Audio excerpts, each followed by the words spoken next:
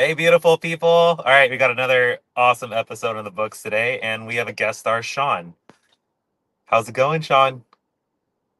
Can you hear me? Oh, you're frozen. Well, we have frozen Shaun here. Can you hear me now? I got you now. Oh, okay, you were frozen. Awesome, cool. All right, well, I'm super glad to finally have you on the podcast. I know we've been talking about it and such, but yeah. Yeah, So let's appreciate go you ahead having and me. what's that? I said I appreciate you having me on. Yeah, I'm super excited. I want to talk about your just jump straight into your Alaskan adventure since we were just talking about that backstage. Oh, well, up in Alaska, we go gold mining. Doesn't have a lot to do with critters up there, but Uh, It's still we go super exciting. we go diving in the ocean in Nome, Alaska, and yeah, we suck gold up off the ocean floor. That's crazy. Like, what does that entail? Like, so are you just down there like with a hose sucking up stuff, or It takes like a you diver. fully? Yeah, it takes a diver to do it, and we're just diving on what's called a suction dredge, and so you're just down at the bottom of the ocean working a nozzle and pretty much vacuuming up the ocean floor. That's crazy. What made you like? How does somebody just get into that job, that profession? Oh, I've been gold mining on and off for about 15 years and started going up to Nome, Alaska about 3 years ago now, something like that. And it's That's just a lot of gold in the ocean up there. So it's very appealing to keep going back, I suppose. that's awesome. What could you tell us like your best gold story? I guess like out in the wild. Gold story. Oh, Yeah. It I mean, doesn't it have was to different. necessarily be like the biggest thing, but just like the best story, I guess. Well, the best story I probably have is actually dredging in the rivers in Idaho. The first gold nugget that we ever found in our sluice box. My buddy I got done diving, and my buddy, my partner at the time, went and checked the sluice box as I was getting warm ashore and taking my dive gear off. And he finds a gold nugget in the sluice box at the very bottom. And he pulls it out and gets all excited and holds it up in the air and shows it to me. And he decides to like start running towards shore to show it off. And he trips and he falls and he drops the nugget back in the river. And yeah, that was probably the best like story I got. But My God, did you guys find it? we ended up finding it like the next day with a metal detector. Yeah, we got lucky. It works with a metal detector? Yeah, we found it with a metal detector. What? Yeah, That's awesome. I didn't even know that was possible. yeah. That's crazy. So you could just, can you find gold that way with the metal detector? Just, I mean, obviously you did, but is that like a nice way to find it? Yeah, a lot of people go gold mining just with metal detectors. If they're that's known to have like nuggets, they can just detect them and dig them up. That's so interesting. That's crazy. And you found it in Idaho. That's That even was more crazy. yeah. I didn't know there was gold in Idaho. We do find pickers up in Nome, Alaska, but I haven't found like an actual nugget up there yet. We just get a lot of really fine gold up there. How big was the nugget that you found in Idaho? Well, it was a quartz and gold specimen, so I think we figured there was about an ounce of gold in the specimen, roughly. What is that worth? Oh, at the time, mind you, that was a decade ago, and gold was only worth like 1,200 an ounce. So I think with that specimen, it was probably about 1,500 at the time. What would it be worth now? Nowadays, that same chunk would probably be worth about 3,500, 4 grand. Holy shit. Mm-hmm. That's crazy. That's insane. Yep. Well, that's awesome. All right, let's switch it up. And the title of the episode is some Australian adventures. So I guess let's just tell us about your story and some Australia stuff. Well, I ended up going over there in 2020. Initially, the plan was only to go over there for about a month. I went over there as a volunteer firefighter for the big bushfires that happened in 2020. Crazy. And, I went over there, put my hand up with about 100 other volunteers, mostly from California at the time, and we went over there to help with the wildfire effort. And obviously, during the time of the fires, it was pretty obvious how much wildlife was getting impacted by the fires at the time. And once the fires got out, actually about 3 weeks after we showed up, it was an easy transition from the firefighting to a wildlife rescue. So that's how it all started. And then COVID happened at the time, and so I made the decision to just stay in Australia, and I had some pretty significant adventures while I was there, and a lot of work with wildlife. So it was pretty cool. Just casually made the decision to stay. That's so crazy. That's awesome. Yeah, it was a good decision. So while you were firefighting, what did you see wildlife wise? Like I know like I see the pictures where there's like a burnt koala bear and stuff. Is that like reality there? It was very much a reality there at the time, but where I was fighting the fires, koalas actually weren't really endemic to that area. They were a little further south in New South Wales and South Australia. So Okay. we didn't actually have koalas where I was working, but we did have lots of kangaroos and wallabies and wombats and obviously all the birds and snakes and various other reptiles. We had a lot of monitor lizards and obviously in the course of like fighting the fires, it was pretty obvious like how much the wildlife had been impacted. There was a lot of kangaroos with burnt feet and wombats that had burns on them from trying to get into their burrows while they were burning and things like that. And so it was, yeah, pretty sad to see that side of it. Did you yourself rescue any? Yeah, I was actually part of a team for about a month and a half. I was working with, it was an organization called Vets Beyond Borders, and they set up a triage in the snowy mountains of New South Wales, Australia. And essentially, their goal was to treat as much injured wildlife as they could after the fires. And so I was working with a team, and our job was to essentially dart and track injured animals. And so we would point out kangaroos and wallabies that clearly were limping and had burns on their feet. And there was an Australian darter that was on the team. And so he would tranquilize the animals and we'd track them down with a stretcher and bring them back to the team of vets. That's crazy. What were some of the techniques that they used to tranquilize them? It was all just a dart gun.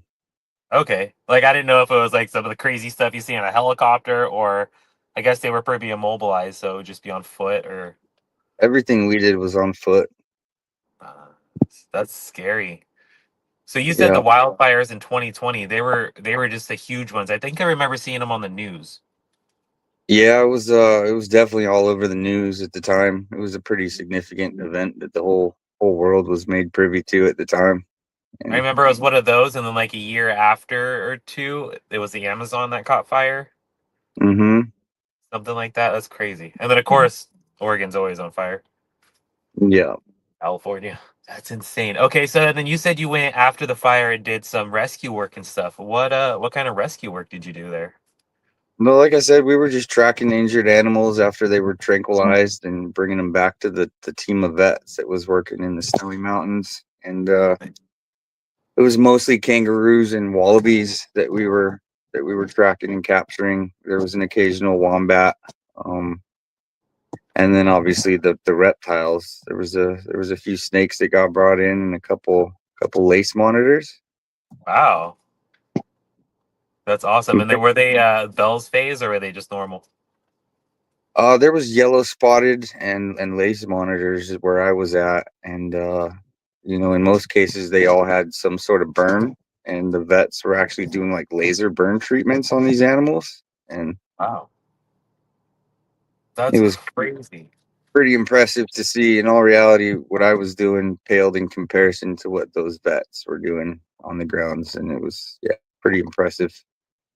And then you stayed there for COVID and kind of quarantine there. What kind of animal stuff did you do during that? What kind of what? What kind of animal stuff did you do during the quarantine and all that stuff? Well, by the time COVID really hit, all that work that we were doing in the mountains was kind of dwindling down. And one of the main Aussie guys that I was working with doing the wildlife capturing at the time, he lived up in far north Queensland, which is a lot closer to the Great Barrier Reef. And so, when he decided to go home, I made a phone call to him. COVID was like really becoming a big thing in the news, and I had to make the decision like full on of if I was staying there or going. and I reached out to my buddy Bo and asked him if he had a place that I could stay, and he was real encouraging, and so I came up to far north Queensland, the Cairns area, and I lived with my buddy Bo, and he was into the wildlife rescue up there already, and so it was a pretty cool experience getting to move up there and just be part of all the wildlife stuff that was coming in, because at the time we were actually considered an essential service, and so while most of the city was going into lockdowns and whatnot, we were still able to kind of come and go to do wildlife rescues, and so it made it pretty cool. Everything was it all barren just everywhere when you were doing it? Well, the fires hadn't hit in far north Queensland, so again, there was a move between like the fires and going up there. But yeah, we were still doing like there was plenty of wildlife that was getting hit by cars and things of that nature up in Queensland. So That's crazy. Did you personally go out and just have fun and go herping and all that stuff? I mean, we went herping all the time, of course, and then I got really lucky.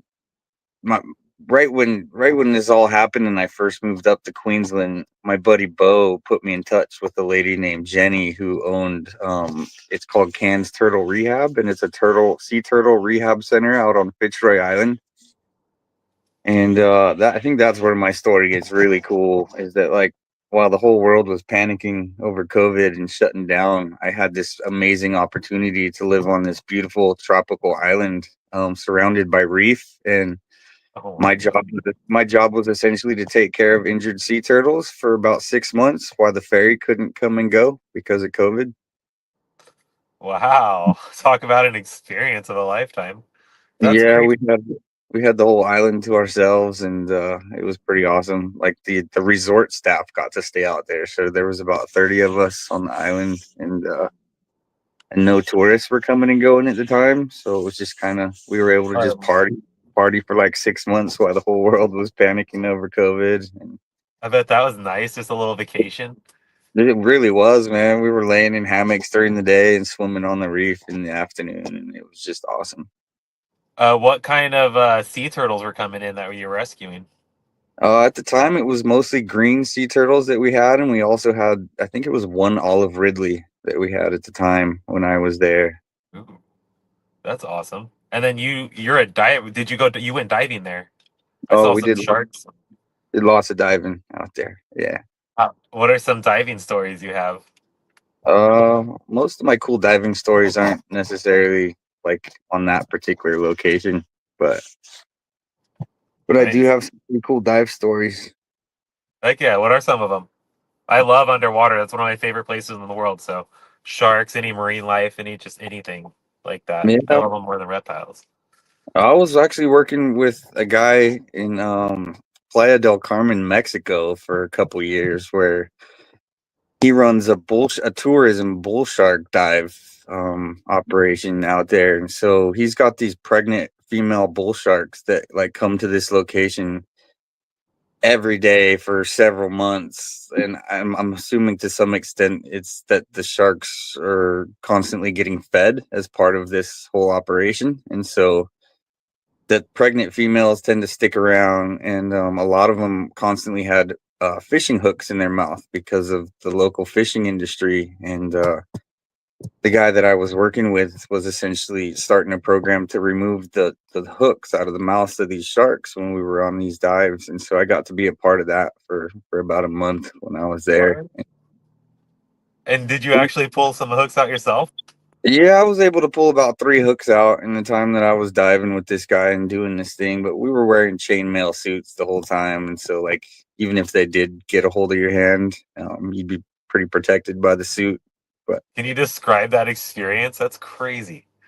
we were about 100 feet, crystal clear water, and like offshore of Playa del Carmen, Mexico, and we would wear a lot of weight so that you were negatively buoyant. You'd pretty much just walk around on bottom, and we would wear chainmail, and we always brought down a bucket of chum that would kind of essentially attract these sharks to our vicinity. And one thing that I always kind of found fascinating doing that was that there's like clearly a pecking order amongst these sharks. It's like there was an alpha female that was obviously the biggest, and then the pecking order typically went downhill according to the size of these sharks, and so it was pretty obvious that like the alpha female always made it a point to like feed first, and all the other sharks would like stay out on the vicinity. And then once she kind of had some food in her, and she'd swim off to the outskirts, and some of the lesser,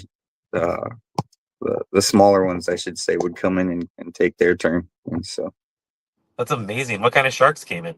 no, they were all bull sharks, Just all female. bull sharks? Yeah, That's crazy. That's so cool. What are yeah. other shark encounters you have around the world? Oh, I've had quite a few. I've dove with hammerheads. I've dove with Ooh, I want to hear a hammerhead story. lots of reef sharks, white tips, black tips, various pelagic sharks. Um,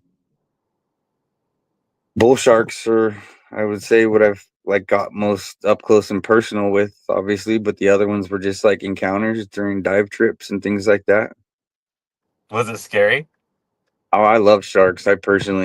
I'm not afraid of them at all when I'm diving with them. If I was swimming on the surface and I had sharks below me, I'd probably have a slightly different opinion of that. But But in the water, you just know how to act, and well, in the water, if I'm being honest with you, from my personal experience, sharks tend to be scared of divers. We're making a lot of noise and we just don't look like food to them. And so, in most cases, if you encounter a shark on a scuba dive, you have to like chase it to get it on film or to take pictures of it. It's not just like hanging around you. And so, huh, yeah, huh. from my experience, it really takes like some bait to keep them in the vicinity, keep them interested. Have you had any close calls or like scary encounters or Um, like surprises? I guess like, oh, there's a shark right there. No, I actually can't. I mean, I've had some that surprised me that they were there, but they were never like coming after me or anything like Mhm. that. What other sea life have you encountered while diving? Oh, at this point, man, I've been diving for almost 20 years. There's not a lot that I haven't seen. Have you interacted with like seals and stuff? Yeah, I've dove with sea lions off the coast of California. How was I've, that? I've seen manta rays. There's actually a place on Catalina Island that does an actual sea lion dive. That's their whole thing. So it's like a boat that takes like 12 people out, and they have I these know sea lions. Catalina Island really well. Yeah, they have these sea lions trained. They like sound off a siren under the boat, and all that tells all the sea lions in the vicinity that they're about to get fed. And so they all swim out to this boat, and by the time we're geared up and we get in the water, there's like 100, 200 sea lions swimming around us, and the That's skipper's a, obviously throwing fish into them off the boat, so it kind of keeps them in the vicinity. that's amazing. Yeah, I grew up in San Diego, so we'd go to Catalina Island every now and then for family vacation and rent the little golf carts and go around. But Yeah, isn't Queen is amazing. I love it there. it was so cool. Well, I remember seeing all the, I think they're called Garibaldis in the water, like the Oh yeah, goldfish. these are the orange ones. Yep, Uh huh. the California state fish. Yeah, that's amazing. So you would dive around there? Yeah, we did lots of kelp forest dives with the Garibaldi, and made it a point to target and film the giant Pacific octopus for a while. I did That's, at least 5 dives with the giant Pacific octopus and had some pretty cool encounters with them off the coast of California. that's amazing. That's crazy. You live such a crazy life. I couldn't even imagine. I've been lucky. I'll be honest with you. I've been real lucky. I just dive and great. Just octopus and stuff. It's cool. Have you ever seen any white sharks while diving? I've never actually seen a white shark. Not at least not while I was in the water. I've seen one from a boat, but we weren't geared up at the time. Nice. Have you ever seen any like squid or have any squid stories? I know they're crazy in Mexico. Um, I don't think I've seen a squid in particular, but I've definitely seen cuttlefish, and I've seen obviously they're close relatives to octopus, lots of different species of octopus. How amazing. Have you seen sea otters? Never when I was in the water with them. No. What about like whales or orcas? I've seen dolphins I've heard whales when I was underwater, but I've never actually seen a whale while I was diving. Not yet. You said dolphins? How was that? Yeah, dolphins in Hawaii would come check us out all the time. They're typically bottlenose or spinner dolphins that would just come check us out and then usually take off. Oh, cool. That's amazing. Yep. That's crazy. And then, so in the Great Barrier Reef, you said when you were on COVID there, you were just chilling. Like, what kind of wildlife did you see there when you were just hanging out on the beach and stuff? Well, when I was on Fitzroy Island, it was just a real small stretch of reef. So we had a lot of sea turtles, wild sea turtles, and then obviously the ones that were in care. We had octopus and reef fish on that little stretch of reef, but it wasn't until I took like a big expedition down the Great Barrier Reef. I was going back to getting lucky. I got invited to go out on this expedition down the Great Barrier Reef with it was kind of politically motivated at the time. And it's called Finding Varieties. It's on YouTube. Okay. The varieties are essentially the big boulder corals that grow for hundreds of years, and it's like the big brain, big boulder corals. And like I said, I got invited to be part of this like politically motivated documentary, if you will, that was filmed about finding varieties on the Great Barrier Reef. And, um, so it was like a 7-8 day expedition, if I remember right, and we essentially traveled the majority of the length of the Great Barrier Reef, and we were just diving and snorkeling the whole way down. So That's amazing. Did you just eat from the sea? Like, what was your food like? I got again with being lucky that expedition we had an indigenous cook that was on the boat, and he was just a fantastic cook, and so he That's obviously brought amazing. a I bunch was of a food. chef for the last 16 years, so I really love to hear about the food. Yeah, he cooked a lot of great food, and occasionally they'd bring up some fish that they would cook on the boat after they caught them. That's awesome. What's your best tasting meal that you had there on that specific trip? If I'm being honest with you, I think coral trout was what made the biggest impression on me. Coral trout's a species of grouper that's found on the reef, and it's just fantastic. It's really good eating. What did it taste? I wasn't prepared. What did it taste like? It's like a white fish, and obviously, like I'm myself, but the guy that prepared it just seasoned it perfectly, cooked it perfectly, and it was just I don't know. That's probably the biggest impression that was made on me was the coral trout. That's amazing. Oh my goodness. Did you guys ever eat any like lobster or anything out there? Not on that trip, no. I mean, we did eat lobster while I was in Australia, but not on that trip. Nice. That's so cool. Yeah. And so you went diving all around the world. Now let's talk about your herping for a little bit around the world. What are some like memorable spots you have? Well, again, Australia hands down is the biggest, best experience that I've had in that realm. Once I got back from Fitzroy Island, the ferry started running, and they had volunteers that could go out and take care of the sea turtles. And we got done with that filming of that documentary I mentioned. I ended up reaching out to a guy in Cairns who owns Cairns snake removals, and he was obviously the guy that everybody in the community called when there was a snake or a monitor, and in some cases, crocodiles that were getting pulled. And he laughed when an American called him up, like asking for a job, essentially. And he told me to come on out to his house, and he would give me an interview. And so I show up to this Aussie guy's house, and he's like the big bad snake catcher in town, and he owns he owns two amethystine pythons that he has as pets, and they were huge. These two huge females that were every bit of 15 feet long and just like hogs. These two amethystine pythons, and he tells me these both of these snakes hate Americans. If you can get them both out of their cage and into a bag without getting bit, I'll consider giving you a job. and, Yes. and it was the coolest job interview I've ever had. So I wrangled these snakes out of their enclosure and I got them bagged, no problem. And the next thing I knew, I was going to work for him as a snake catcher. And so I guess that doesn't really fall into the category of herping. per se. I mean, But that's amazing. You're out and getting wild calls for wild animals, especially like in their native habitat. That's crazy. yeah, What that other was experiences do you have with that? Like, did you see king browns and like all the classic Australian species?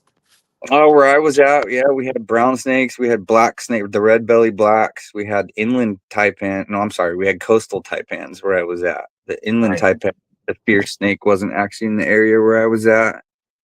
But if we went That's a little bit north of Cairns, we would run into mulgas, and we had them all out there. I'd Did you say see wild bearded dragons? no, those are more on the West Coast, from my understanding, and I was on the East Coast at the time. But we had like water dragons and Boyd's forest dragons. Are you familiar with those? I've heard of them. The And yeah, of Boyd's course, the Australian water dragons for sure. the Boyd's forest dragon is one of the most beautiful, impressive lizards on planet Earth, if you ask me. And I got really lucky to work with those frill necks. Got to work with some injured frill necks when I was there. Ones that like look like the spitter dinosaur in Uh huh. Jurassic Park. You know what I'm talking about? Uh huh. It's hard to find the Australian ones. You just see like the Indonesian ones. Oh yeah, no. Where I was at was obviously all Aussie frill necks, and That's awesome. occasionally we would do saltwater crocodile removals out of people's pools. What? Get out of here. How was that? What was your like craziest story with that, or like a story? Well, the biggest one we ever did was probably only 6 feet, so it wasn't massive, not compared to how big they get, obviously. But 6 feet of salty. I couldn't even imagine. it was still pretty fun trying to wrangle a 6 foot salty. They got a lot of strength, and yeah, it was my first time working with a crocodile, so I mean, it was a little bit of a learning curve there. I wasn't just like an expert crocodile catcher by any means, but Oh my goodness. How did that story go? Like, what can you explain? You just pulled up to a house and it was in a pool? well, we got there and this crocodile was actually laying at the bottom of the pool, and my initial plan was to kind of put a noose around its head on a pole and then just drag it up to the surface and out of the pool, and then we would wear it out and jump it because there was two of us, and we found that a little harder than we initially planned, and so it actually took me putting on my shorts and getting in the pool with this croc, and I ended up going down, and slowly from behind I was able to remove it off the bottom without it really spooking too much. And it wasn't until like we tried to remove it out of the pool that it started thrashing and going crazy. And at that point my buddy had thrown a towel over its head, and we just kind of pushed it up out of the pool, and I jumped on its back and he taped up its mouth, and that was all there was to it. Dude, you're a freaking badass. That's crazy. What? It was a cool And that was your story. first croc experience, and you just got in the water. Yeah, yeah. I mean, I've worked with big lizards a lot in my life. Never. That was probably the biggest, though. 6 foot was pretty good sized lizard. So, yeah, yeah. That's insane. Did you ever have to deal with any like funnel web spiders or anything? Not funnel webs. I'm not sure if I even saw a funnel web while I was there, but we did have. Oh, I'm blanking the name of them. The ones that are the huntsman. We had the huntsman, and they're like the size of a small dinner plate.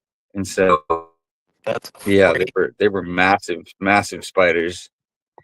They Those will be weren't the longest ones in the world, right? the longest what? The Australian huntsmans are the longest like It's spiders in the world. probably one of the biggest in like diameter. Yeah.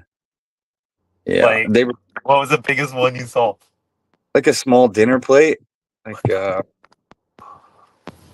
yeah, get pretty big, but they weren't really that dangerous. They weren't really anything that anyone considered like, yeah, dangerous, but most people would freak out when they get them in their house.